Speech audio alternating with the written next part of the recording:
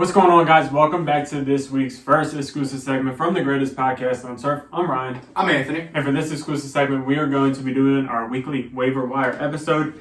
And I'm not going to lie, this one is a little bit more down bad than usual. A little bit? Yeah, but Anthony came up with a couple of tight ends. I'll throw in a quarterback that could get you through a couple weeks.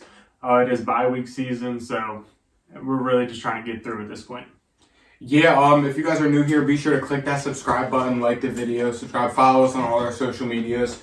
Again, if you are new here, also cop some merch. It's the greatest merch on turf. Great quality, great prices. It's very cheap, amazing quality. It's affordable, and it looks really good. Holidays are coming up, so if you need some holiday gifts, the greatest merch on turf. Before we get into it, be sure to check out this week's podcast that we just uploaded as well. We talked about our day at the Eagles game yesterday. We talked about some other football stuff. Basketball starts tonight, and UFC 280s this weekend. So we had a lot to talk about this week. And before we get into any of the terrible waiver wire pickups of the week, Ryan's going to tell you guys about today's sponsor. Little Italy Pizzeria. They got the best cheesesteaks, the best pizza in all of Delaware. 2 locations. One of those being in Middletown, Delaware. The other one being in Townsend. It is a great family business, a great food, great people, great prices. Be sure to come in and check it out. Let them know that the greatest podcast on turf sent you. They will take care of you. Show proof that you're subscribed, that you listen to us, and they will hook you up with an additional discount. With no further ado, I'll go ahead and say the probably arguably best waiver wire pickup of the week this week, and that is Mr. Deion Jackson of the Indianapolis Colts. Now, this is a guy that if we're being honest, the shelf life on this dude is not very large. This is a guy that he's mostly targeted to the running back needed teams or the teams with Jonathan Taylor. If you are a team with Jonathan Taylor and you need a handcuff running back, this is a handcuff running back that you should have on your team. There are a select few of guys. This is a guy like Khalil Herbert if you're a David Montgomery owner. This is a guy that's Alexander Madison if you are a Dalvin Cook owner. This is a guy that has quickly established himself into the point of, if Jonathan Taylor is hurt, you are 100% confident in starting Deion Jackson to get production. Against the Jaguars, he did decent. He had 42 rushing yards. The big kicker is he had 10 receptions for 79 yards. That was the big thing. He had a rushing touchdown. He did really good against the Jacksonville Jaguars, which isn't really saying much because everybody does good against the Jacksonville Jaguars. This is a guy that... This is a guy that you absolutely need to target if you have Jonathan Taylor. 100%. Break the bank. Go get him. Because Jonathan Taylor, if he's banged up, if he happens to re-injure his ankle, Deion Jackson is a guy that you want on your team. Absolutely. He's 43% owned in Yahoo leagues, so he's out there in the majority of the leagues. Even if you're down bad at running back, like bye weeks happen this week. If you're like the Dalvin Cook owner and you're pretty light, you could pick him up, and if Jonathan Taylor don't play, he could be a start. If Jonathan Taylor does play, this guy's a bench stash, but he quickly established himself as a Khalil Herbert or Alexander Madison in my eyes. Yeah, I mean, absolutely. And that, especially with him getting 10 receptions, with Alec Pierce also putting up 13 fantasy points, and Michael Pittman Jr. putting up, I think he had around 20. I mean, it just shows that he can be a big part of the offense if he's needed. It did help that Nyheim Hines was also out this week. So, I mean, if you are, like Ryan said, if you're down bad at running back, like if you have Jonathan Taylor, if you're getting crushed by a bye week this week because you're going to be without Miles Sanders or Dalvin Cook, like you said, and I don't remember who else is on bye. I think Buffalo is. Yeah. That's Devin Singletary has been pretty good this season for me so far. But, yeah, now that I just realized the Bills are on bye, this one won't mean anything for this week. But if you are in need of a tight end bad, go ahead and grab Dawson Knox. I mean, I know they're on bye this week, so that really doesn't help you this week. But, I mean, Josh Allen showed that when the game was on the line, he proved me wrong and was targeting Dawson Knox deep late in the game. He caught the game-winning touchdowns. He really hasn't been bad. He's a serviceable streaming tight end he's only really had one bad game, and he only had 1.5 week one. But the other weeks, he had 8, 7, 7, and 13 this week. So, I mean, when he's coming off the bye next week, they play the Packers, who haven't been too good against tight ends this year. I mean, you can go ahead and give him as a reasonable start, but again, I won't touch on him too much just because he is on bye. So, should I just hop into my next one, or just... If you want to. My next one is a tight end that will have immediate impact on your team for these next 2 weeks, and that is Daniel Bellinger of the New York Giants. Through the past 2 weeks, he's been getting targets since week 3, really. 5-3, 3-5. Brian Daboll's made it a point that they need weapons to get involved on offense. We don't really know what's going on with Kadarius Toney. Kenny Galladay's MIA. Wan'Dale Robinson had a good game. But, Daniel Jones has really found his safety blanket in Daniel Bellinger. He's getting a lot of targets a game. They play the Jags this week, who haven't been good against the tight ends. And then the week after, they play Seattle, who is first in the league against tight ends.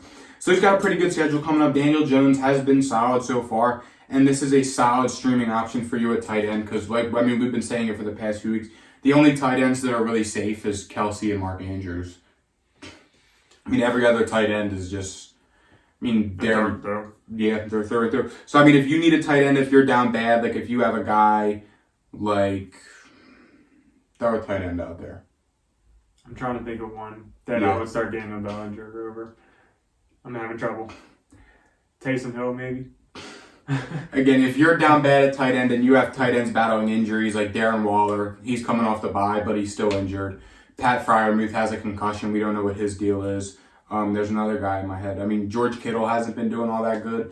So, again, if you need a tight end or if you're in a deep league where guys have 2 tight ends, go ahead and just hold Daniel Bellinger because bye weeks are coming up. And, this week is another tight end bye week. Dawson Knox, Irv Smith Jr., Dallas Goedert, all out the buys this week. So you're probably going to need a tight end. So, I'd be confident in grabbing Daniel Bellinger off waivers, and he'll be a pretty serviceable option. He sees the target. His lowest was against the Bears, which he only had 5, but in the other games, 9, 8, 5, 10, and 15. So, if you can get that from a tight end that's only rostered in 3% of Yahoo leagues, go ahead and get him. Because, again, bye weeks are coming up, and you're going to need a tight end at some point this season, one way or another. The next guy I want to mention is Gus Edwards of the Baltimore Ravens. This guy is only 15% owned, and there is a chance that he can come back week 7. Now, the reason I'm mentioning this is because J.K. Dobbins went down with some knee tightness and didn't play the whole entire game. This is a thing that has been bothering J.K. Dobbins for a while. We have said that they are rushing him back, and that could potentially be true. And this could be a potential setback for for J.K. Dobbins, which opens the door for Mr. Gus Edwards, who is a guy that it's not going to be pretty, but he's on a pretty efficient offense, so he can get you some touchdowns, and he's going to get 3-4 yards a carry, and he's not going to go backwards a lot. This is a guy probably like a Brian Robinson that's more likely to get a touchdown, I'd say. He's not going to break off any big runs because it's Gus Edwards. But he is definitely capable of being a great goal line back. He has the body to hold a bunch of touches. So if you're a team like a running back, if you have bye weeks and 2 of your running backs are out, I wouldn't hate throwing in a Gus Edwards. If J.K. Dobbins happens to miss time, Gus Edwards could be in the line for a lot of touches on a decent offense. Like I said, it's not luxurious at all, but it's a pretty decent bench stash at this point. Taking a shot on a starting running back in week 6, week 7, there's nothing wrong with that. Yeah. No, and again, my next 2 guys are just going to show that this is a tough week for waiver pickups. And, like we said, you're going to have to do what you got to do. Bye weeks and injuries are, it sucks, but they're only going to affect people more. Like the later into the season, we're going to have guys missing time with injuries, guys missing weeks for buys. I dealt with it last week with Derrick Henry, so that's why you want to do your due diligence on the waivers and watch the greatest podcast on turf. Next guy I'm going to be talking about is a wide receiver from my New England Patriots, Tyquan Thornton. Tyquan Thornton is a guy that I've been holding in some leagues on my IR spot because he has missed some time. He played his first 2 weeks. Last week against Detroit, he didn't do anything, but this week was kind of his coming out party. Against the Cleveland Browns, he had 21 fantasy points. The Patriots got him involved 3 times rushing the ball. Because it was pretty much him and Ramondre Stevenson getting the bulk of the carries. He had 16 rushing yards, a touchdown. In his 2 games, he's racked up 8 targets. He had 37 yards receiving, and he caught a passing touchdown. This was the Patriots, I guess. It's not pretty, but this was their big offensive pick in the draft. They took him in the 2nd round out of Baylor. He's a speed guy. He had an amazing preseason. He was turning heads at practice all preseason and during the preseason, and then he broke his collarbone. But, the Patriots have showed these past 2 weeks that he's going to see the field more and more. And it does help that, Nelson Aguilar's missed some time. And, unfortunately, Kendrick Bourne went down with an injury last week, and that's when Tyquan Thornton really came in. and stole the show on the Patriots offense. But he's literally only rostered in 1% of leagues on Yahoo. So, I mean, if you're down bad at receiver, or if you have guys with bye weeks, Tyquan Thornton's a good stash. I mean, especially with Bailey Zappi looking good. I mean, Mac Jones might be coming back. Mac Jones was looking for him all preseason, and Bailey Zappi and Bill Belichick made it a focal point to get him involved in the offense this week. And I think that's only going to continue as a Patriots fan, especially with the fact that the Patriots need some explosiveness on offense. Tyquan Thornton had the fastest 40-yard dash of the draft class this year, and it's only going to get better for him up here. I know the Patriots, it's tough on offense to grab a guy, but Ramondre Stevenson was great yesterday, and so was Tyquan Thornton. So if you can go ahead and grab Tyquan Thornton and hold him on your bench, he will be one of the players that you can confidently start every week within the next couple weeks as the Patriots figure out what's going on at quarterback. And as Tyquan Thornton gets more and more comfortable out on the field, and especially with the injuries and the lack of good in the Patriots receiver room, it's only a matter of time. So go ahead and grab Tyquan Thornton off waivers this week. Two guys I'm about to mention, but they're on the same team, so I'm counting them as one. The first one is Rondale Moore, 46% owned. Robbie Anderson, 13% owned. Yeah. Marquise Brown is out about 6 weeks, they say. Could be longer. Personally, I would go after Rondale Moore more than I would go after Robbie Anderson. Just because Rondale Moore got 10 targets last game, I think he's going to be more featured than Robbie Anderson. Robbie Anderson might get like a big touchdown, which could win you weeks, and he could be a daily fantasy like kind of stud. But I'd say more week in and week out production. Rondale Moore is the guy. DeAndre Hopkins is coming back this week, Thursday. So he is going to be the man there in Arizona because they have desperately needed him. Now we're trying to find the number 2 in Arizona. Personally, I'd probably lean more towards Rondale Moore, but honestly, Robbie Anderson kind of has a similar play style to Marquise Brown in a way. So I would not be surprised at all that Kyler Murray takes a couple shots to him. Robbie Anderson kind of reminds me like a Will Fuller, Marquise Brown, and we both know how good Will Fuller was with DeAndre Hopkins. So in theory, it could happen. Like I said, this isn't a luxurious stash at all. It's one of those weeks. We're week 7 in a waiver wire, so you're down to have weeks like this, and it just happened to be this week. Real quick, piggybacking off what Ryan said, on Yahoo, DeAndre Hopkins is only rostered in 87% of leagues. So if you're in a league on Yahoo where he's out there, do I have to say it?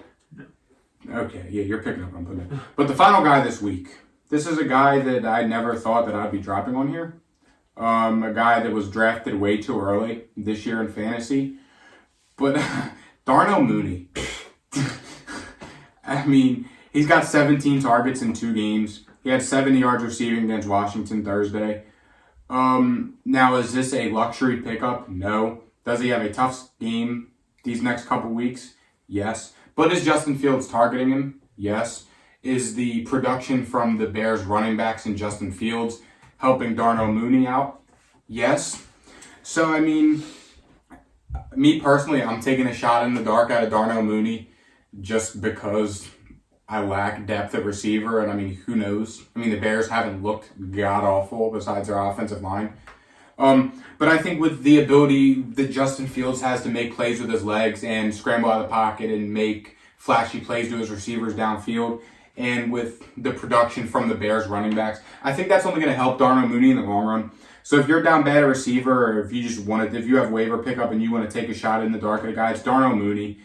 I mean, the past 3 games, he hasn't been bad. 13, 8, and 14. I mean, that's pretty consistent. I mean, I could see him putting up similar numbers. After these 2 weeks, they go on these next few weeks, it's a good stretch for them. New England, Dallas, Miami, Detroit, Atlanta. So, I mean, if you need to take a shot at a guy, again, I know it's as ugly, and I hate to sit here and tell you guys this, but go ahead and take a shot at Darnell Mooney. A couple other guys that you should be looking out for. One is James Cook of the Buffalo Bills.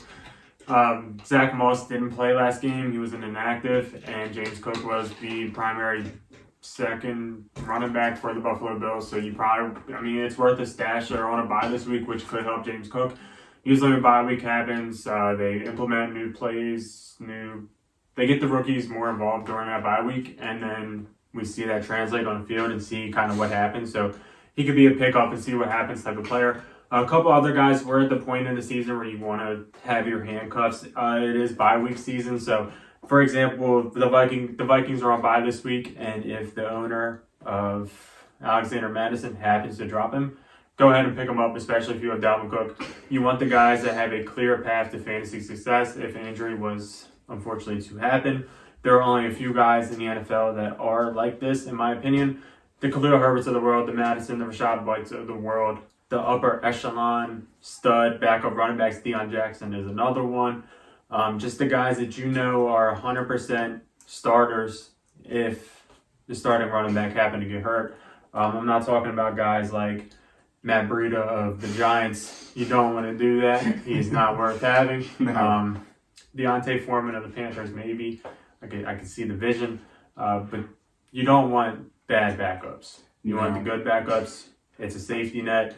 It's a good insurance policy. We're getting to the point in the season where waivers aren't what they used to be. The only thing that we're going to see in waivers at this point is if a running back gets hurt, and it's a crapshoot with one of them, honestly. Because there's not going to be a week 8 breakout unless it's a rookie, unless the Sky Moore happens to pop off or something. So we're at the point now where you get your handcuffs, you hold on to your Rashad White, and you kind of start to cruise throughout the season. There's not much more you can do at this point. Trades, obviously, but there's not a lot of waivers anymore. So get your team right. Now it is, like I said, it's the point where it is survival of the fittest at this point on. May the strong survive, and this is where the weak teams of the league will start to fall off. Yep. I do just want to throw out there off the handcuff thing. The game hasn't happened yet. It's 7:15 Monday night, but watch out for the Broncos running backs tonight. I mean, Melvin Gordon might not play, and he is playing, but he is banged up. So okay, so yeah, I mean, just be on the lookout for a Latavius Murray or a Mike Boone this week off waivers if one of those guys happens to pop off, and if Melvin Gordon does go down out of the game, or if he doesn't play all that much. You're going to want to have one of those guys on your team, especially if you do have a Melvin Gordon on your team. So just be on the lookout for Mike Boone and Latavius Murray this week for yesterday night's game. Good luck on waivers this week. One more thing. Tip for you guys. If you're in a league where you can drop a bench player, pick up the backup running back for that game. So, for example, some leagues allow it, some leagues don't. So say... Yeah, he's probably about to do it, knowing him. No, I did it. You already did? I did it. If you're broke, just say that. League. Say you have a guy that you're willing to drop, and you can drop him now. And Mike Boone's playing later tonight. You can pick up Mike Boone, put him on your bench, and then if something happened to Melvin Gordon, you could have Mike Boone, and it's an early start. If nothing happens, you drop Mike Boone, and nothing happens of it. This is for leagues that allow that, and this is for leagues that you don't have to pay for transactions. Yeah. But yeah, it doesn't hurt to pick up the backup in tonight's game if you can hold him on your bench and not lose anything from it. So just throwing it out there. Yeah, no, my dad's not like that. Again, don't forget to like, subscribe, be on the lookout for our Fantasy Football Stardom Sit-em video for Week 7 dropping tomorrow, and the rest of our uploads for the week. Cop some merch, show your boys some love. Please click that subscribe button, and we'll see you guys tomorrow. See you. Peace.